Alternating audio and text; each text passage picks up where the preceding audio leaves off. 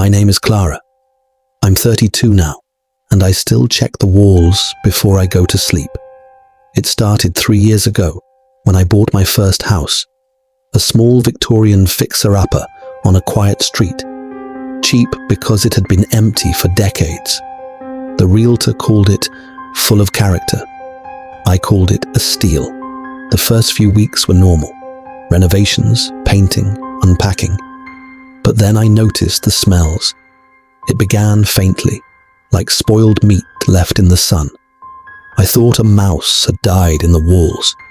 I called an exterminator. He poked around, drilled a few holes, shrugged, and said he found nothing. The smell went away for a while. Then it came back stronger. One night, while I was watching TV in the living room, I heard it. A wet, dragging sound from inside the wall behind the couch. Slow, deliberate, like something heavy being pulled across plaster. I pressed my ear to the wall. Silence. Then a soft, muffled voice, childlike, singing. Ring around the rosy, pockets full of posies. I told myself it was the neighbors, thin walls, kids playing. But the house next door was vacant. The singing continued every few nights. Always the same nursery rhyme. Always from different walls, kitchen, bedroom, bathroom. Never loud enough to record, never long enough to pinpoint.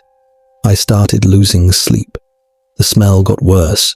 Rotting flesh mixed with something chemical, like old bleach. One morning, I found a stain on the hallway ceiling. Dark red-brown, spreading outward like veins. I climbed into the attic to check for leaks. The attic was empty except for dust and cobwebs.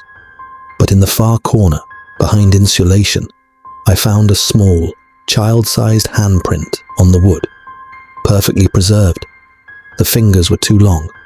I moved out for a week, stayed with a friend. When I came back, the handprint was gone. The walls had been freshly painted, smooth, clean, the exact shade I'd chosen for the hallway. I never painted them. That night, the dragging sound returned, louder, closer. I grabbed a hammer and smashed a hole in the living room wall. Inside was not insulation, it was flesh, pale, wet skin stretched over something lumpy and moving. Veins pulsed beneath it and pressed against the inside, like faces pushing through plastic, were human features. Eyes blinking, mouths opening and closing silently. A small hand reached out toward me. I screamed and ran, called the police. They came, tore open more walls. They found them, a family of 5. Mother, father, 3 children, ages roughly 6, 8, and 10. But not skeletons. They were alive, barely. Their bodies had been hollowed, skinned in places, organs removed and rearranged to fit inside the wall cavities. Tubes ran from their mouths into the plumbing, feeding them wastewater, keeping them alive. Their limbs were broken and folded to fit the narrow spaces, skin grafted to the inside of the plaster like living wallpaper. They had been there for decades. The children's eyes followed the officers as they were carefully extracted.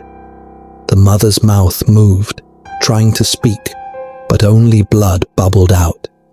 The father was the worst. His face was pressed flat against the inside of my bedroom wall, right behind where my head rested every night. His eyes had been removed, but he still turned towards sounds. The police never found who did it. The house had been owned by a doctor in the 1950s.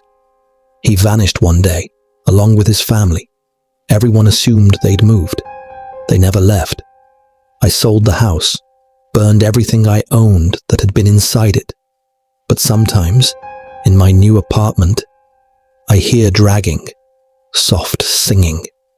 And when I press my ear to the wall, I swear I hear breathing, not from the other side, from inside. They're looking for a new home, and they know my name.